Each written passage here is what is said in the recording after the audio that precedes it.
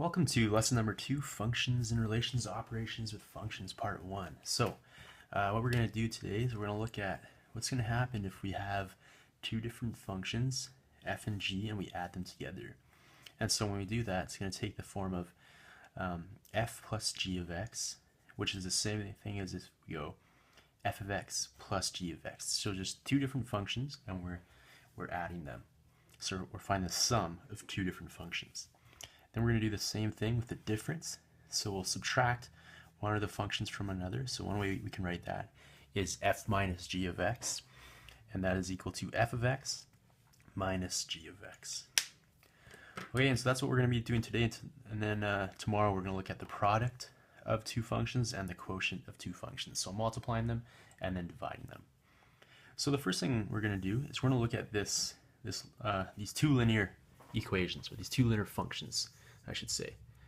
All right, so if I have two functions, f of x and g of x, and they're defined by all real numbers, I'm given the table for both of these functions. So here are my x values, and then it's my function f of x and my function g of x.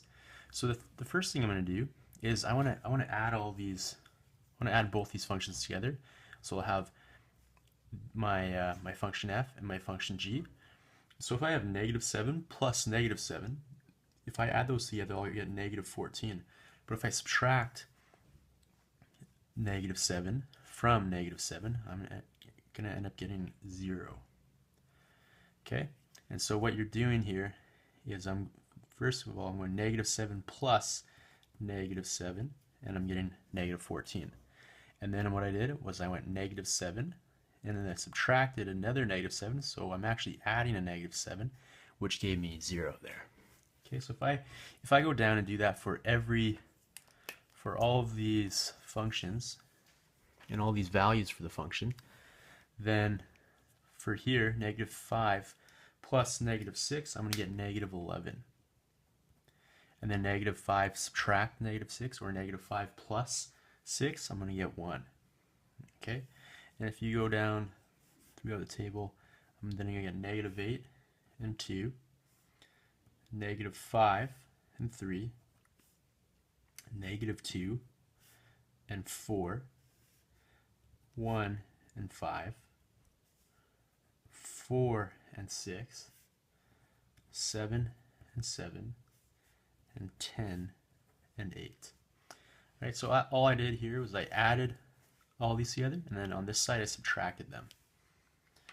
So what we want to do now is plot the points for f of x on the grid, and then sketch the graph of y is equal to f of x. All right, so the first thing we're going to do is we're looking for which one is f of x. Now f of x is going to be this side here. So these give me all my x values and all my y values. Okay, so at negative 4 and negative 7, that's going to be the first one I want to graph. So that's negative 4 and negative 7. This is for f of x. And I'm at negative 3 and negative 5. And at negative 2 and negative 3. And then at negative 1 and negative 1. And at 0 and positive 1. And it's going to be following this, a slope like this. Okay, so that's going to be my first line, and for this it's good to use some sort of straight edge.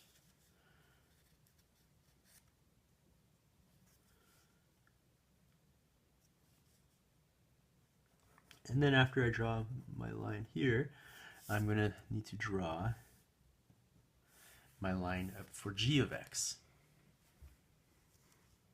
Okay, so g of x is going to follow the first same points. So negative 4 and negative 7.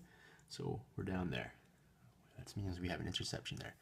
Negative 3 and negative 6. So negative 4 and negative 7. Negative 3 and negative 6. So negative 3 and negative 6. Here we go. Actually, maybe I should use a different color here. Negative 2 and negative 5.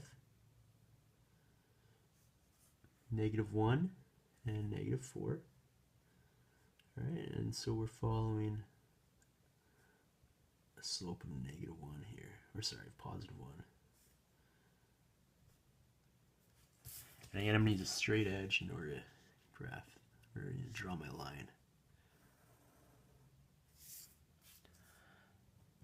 Okay, and so those are our functions f of x and g of x. Now what we want to do is draw our functions f plus g of x and f minus g of x. All right, so that's the first part. We got that, and now we want to complete the tables and then sketch these graphs here. Okay, so the first graph I want to do is f plus g of x. So at -4, we are at -14. So -4, -14, we're down here. At -3, we're at -11. At -2, we're at -8.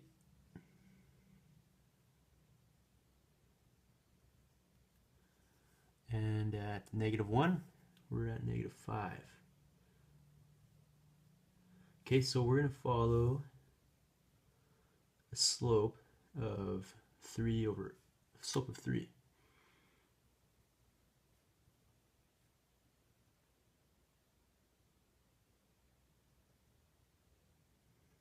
So it's going to look something like that.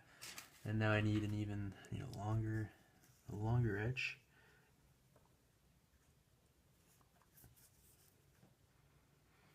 And so actually, I'm going to try to draw this line without.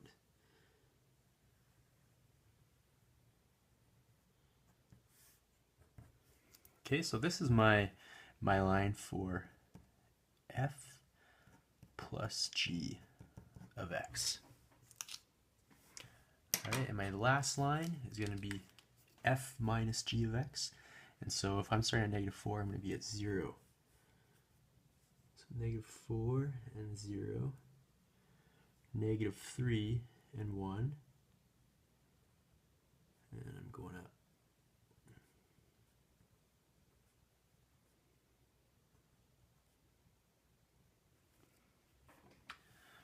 Perfect. And there we go. Let's start here. And I'll write down here. So this is going to be f minus g of x. All right, so this is when we're all done plotting the points that we got previously. This is what your graph should look like over here. Now what we have is we have our two individual functions, f of x and g of x. But when we put these points together, when we put these functions together and either add them or subtract them, we are going to get two new functions. So this one represented here is f plus g of x, and then we have f minus g of x.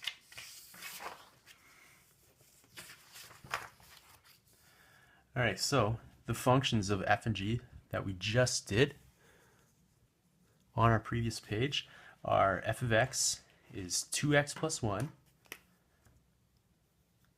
and g of x, which was x minus 3. So let's write these expressions. What would the expressions be for the functions that we just did? So f plus g of x and f minus g of x. So first of all, for f plus g of x, this was equal to our function f, which was 2x plus 1, and then we subtracted function g, which was x minus 3. So if we want to write this as expression, all it is a matter of writing them as simplified terms here. So if I have 2x and negative x, I'm going to be left with x 1 minus, oh, and you know what I forgot to do? I forgot to distribute, oh I didn't, I forgot to add those together. So that should be 2x plus x, which is 3x. And then positive 1 minus 3 is going to give us -2. All right, so this is the first function that we have as a simplified expression. My second function, which was f minus g of x, is going to be 2x plus 1 minus x minus 3. All right, so as a, if I, and this is what I thought I was doing last time, I need to distribute this, subtraction sign. So 2x plus 1 minus x plus 3, and we are going to get x plus 4. All right, so these are our two expressions for those functions. So using a graphing calculator to graph the functions f plus g of x and y is equal to f minus g of x from part D, compare these with the graphs from part C. Okay, so you can do that in your graphing calculator. So basically all you're doing is you're putting these two functions, so this one and this one, in a graphing calculator, and then you're putting this and this in the graphing calculator as well, and then comparing them to the graph up front. Okay, so let's state the domain and range for these functions, f plus g of x and f minus g of x. Well, if we look at these ranges, we're going to have, or the domain and the range, both our x values and our y values are going to be elements of real numbers, right? So all these numbers on the positive and negative side will work, and they'll actually fall onto our line for both of our new graphs of f plus g of x and f minus g of x. So if we wanted to write that out, it would look like this. We would have x is elements of real numbers, and we would say for our range, so this is for our domain, and for our range, y are also elements of real numbers. So determine the values of f plus g of x 10, and for the function y is equal to f minus g of x negative 10. So all we got to do is, if I had f plus g of x, and x here is 10, then all I need to do is input 10 into my function. And so I'm going to get an answer of 3 times 10 is 28. And for f minus g of negative 10, I'm plugging that into my function, which was x plus 4. So we're going to have negative 10 plus 4, and we're going to get negative 6. So in this example, the sum and difference of the two functions of degree 1 are also functions of degree 1. So if you think about the degree on both our original functions, remember there's no exponent on my variable, and so that's just a degree of 1. And when that happens, we had two functions whose degrees were also 1 with the sum and the difference. So can you find two functions of degree 1 whose sum or difference is not a function of degree 1? Well, let's see here. If I have f of x, and that was equal to 3x plus 6, let's say. And let's say I have another function, g of x, which is 3x plus 4. And if let's see if I subtract these, I could get a function whose degree is 0 and not 1, right? So if we have the same slope to begin with, let's say f minus g of x, or f minus g of x, and that would be 3x plus 6 minus 3x plus 4, and we would end up getting 2, a constant term of 2. And so it is possible, and just like we saw here, so if we have a slope that's the same, then we can end up getting a different degree in our new function. And yeah, sorry about the shadows for this video. I know it's pretty dark. Got some bad lighting here. Let me try to put on another light.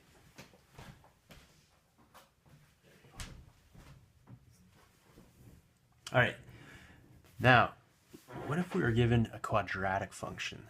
So y is equal to f of x, and that is represented here, y is equal to f of x. And I'm also given y is equal to g of x, and that's down here. So that's the blue. Okay, so let's use these graphs to sketch the graphs of y plus, or y is equal to f plus g of x and y is equal to f minus g of x for domain of all real numbers.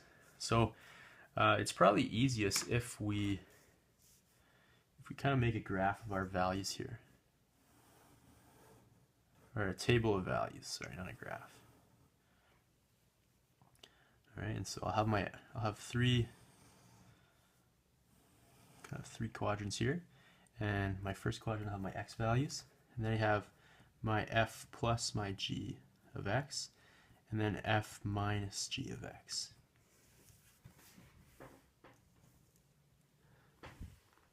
All right, so the next thing we want to do is look at where my values line up. So let's start over here. So I'm gonna start at -3, -2, -1 for my x values. So -3, -2, -1, 0, 1, 2, 3, 4, 5. Now, I probably won't go up to 5 here, but if I look at all my values, the reason I start at -3 is because if I look at the points on my graphs, they all have data or coordinates on this point of -3, at -2, at -1, at 0, at 1, 2, 3, 4, and then nothing at 5. I just put that on there because I just kept going. Now, what we want to do is we want to take our coordinates on f of x and add them to the same coordinate that's at g of x. And so for this first one at -3, for f plus g of x, we're going to have a point at, let's see, 22 plus at 24. So this is at 24, and down here this is at 1. So 24 plus 1, that point will be at 25. Now if we're thinking of f minus g of x, 24 minus 1, that's going to be at 23. Okay, so that's what we're doing here. Now, so that was at -3, now we're going down at -2. And so at -2, I'm at 12, and I'm at 4 right here. Okay, so 12 plus 4, we're first going to have a point that's at -2 and 16 for f plus g of x, but f minus g of x, we're going 12 minus 4, so that point was going to be at 8. Okay, and now -1. Let's see, we're at 2, 4, 5. So now that's my g of x. Okay, so g of x is at 5, and f of x is at 4. So 5 plus 4 is going to be 9. But remember, it's f minus g, so that's 4 minus 5, which would be at -1. Okay? So the next one is at 0, and we said that was at 4. So 0 plus 4, we're going to be at 4, but 0 minus 4 will be at -4 for f minus g of x. Okay, for 1, so we move over, and I'm at 0 again, but for my g of x, I'm at 1. So at 1, we're going to be at 1. 0 minus 1 will be -1. Now I'm looking at my point on 1, 2. So at 2, I'm at 1, 2, 4. So this point's at 4, and this point here is -4. So at 2, we're going to be at 0, but 4 minus -4 will be at 8 because it counts 4 plus 4. All right, and so this next term, we should be, if we look at the shape of that it's following down here, it should be another parabola, right? And same with up here. And so 0 will be my lowest point over here, which means that this should go up to 1, and this should go back to 23. Now let's examine the points on our graph to see if that's true. So if I'm at 3 at f of x, I'm again at 12, and at my other one, I'm at 11. So 12 minus 11 sorry, 12 plus negative 11 is 1. 12 minus negative 11 is 23. Okay, and the rest of my points are going to be at 9, and this is going to be at 16. Oh, nope, this is 4, and this is 9. My mistake. All right, so now that we have our data points, what we want to do now is sketch the graph. Okay, so this graph could get a little confusing looking just because there's going to be a lot going on here. So let's do f plus g of x first. So at f plus g of x, we're starting at negative, well, let's start at the middle. So the lowest point of my function here is going to be at the 0. Okay, so 0 here, and that's going to be at 2. So 2 and 0. There we go. 2 and 0. Now if I go, actually let's start over here. So at negative 3. So at x is equal to negative 3, I'm going to be at 25. So negative 23, negative 3, and positive 25. So 20, 22, 24, 25. Negative 2, I'll be at 16. Negative 2 and 10, 12, 14, 16. Negative 1 and 9. 0 and 4.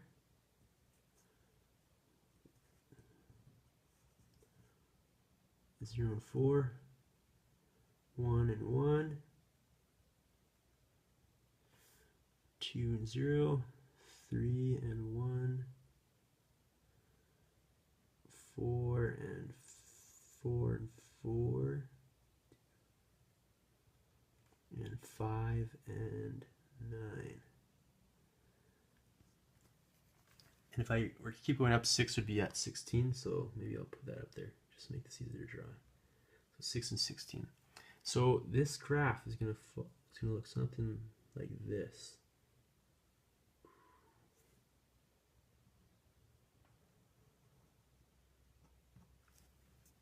All right, so this is when y is equal to f plus g of x. All right, so this is a unit where it's going to be good to have some extra colors. And you know what, I could probably use some extra. I got some extra colors here. So this next one, hopefully this works. Yes, it's going to be orange. Okay, so that's going to be f minus g of x. So let's start at negative 3 and 23.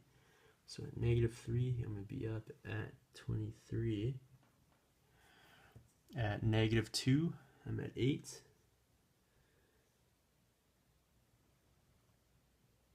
At negative 1, I'm at negative 1. So negative 1 and negative 1. At 0, I'm at negative 4. At 1, I'm at negative 1. At 2, I'm at 8.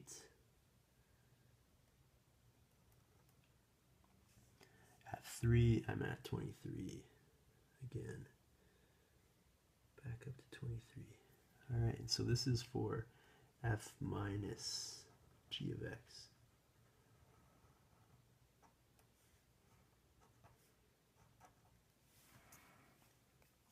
Okay, so this is y is equal to f minus g of x.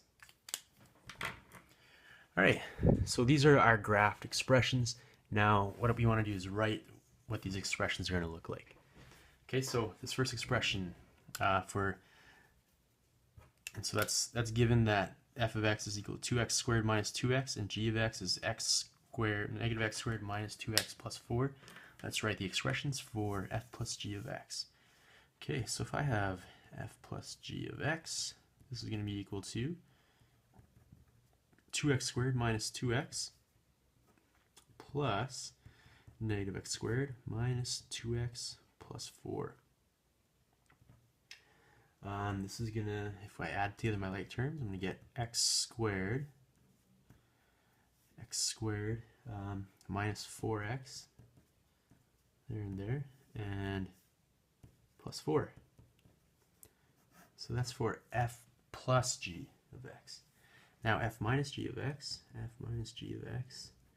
is going to be 2x squared minus 2x minus negative x squared negative 2x plus 4.